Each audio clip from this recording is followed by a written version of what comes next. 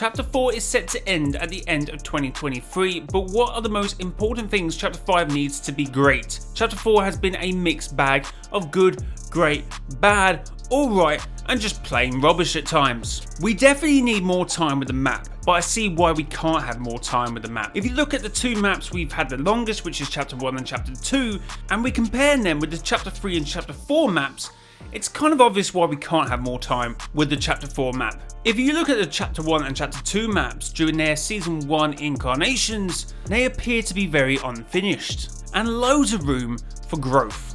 But if you look at the Chapter 3 and Chapter 4 Season 1 maps, they're almost completed.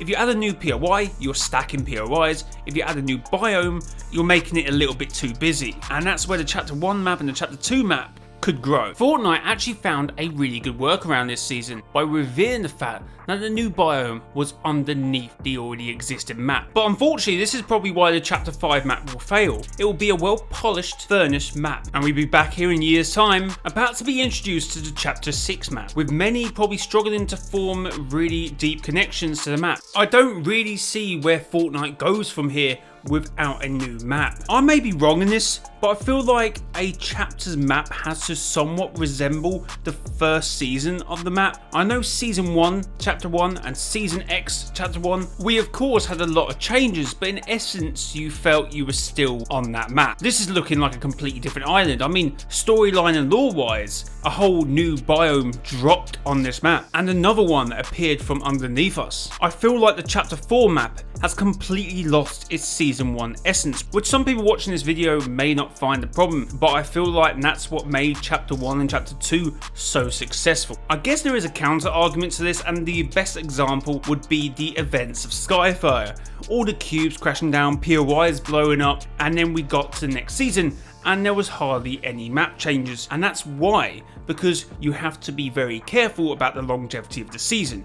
If you're literally ripping up biomes and POIs every season or every half a season to keep the season fresh itself, the longevity of the map will definitely decrease. Come back to this video in November or December or whenever Chapter 5 happens or the Chapter 5 map is revealed to us and we get introduced to 4 or 5 biomes with 7 quite big POIs. Like, where do you go from that? So already from day one, the last nail in the coffin for Chapter 5 would have already been nailed in and the map will already be dead. And the other things to make Chapter 5 great would be, of course, better seasonal events. I know we still got Fortnite Mares and maybe, I know we probably won't have a Winterfest, but to obviously make seasonal events better. Also, customizable customs needs to happen at some point as well to make life easier for streamers and of course a better experience, which in hand will help the game. And the Battle Royale Creative Islands is a good step forward, but I mean so people can have admin privileges.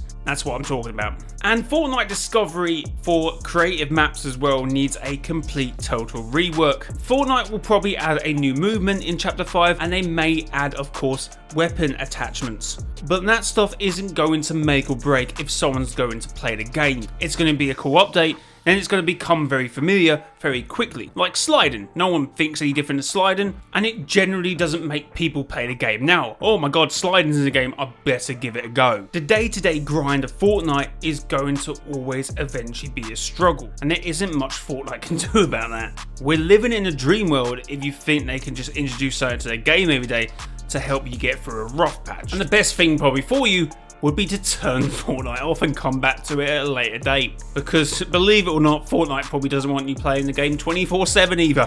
Anyway, so my conclusion is, does Fortnite need to go back to basic and strip it back to its core and create a very, not basic map, but a map they can grow into, rather than a very well polished map like Chapter 4 was?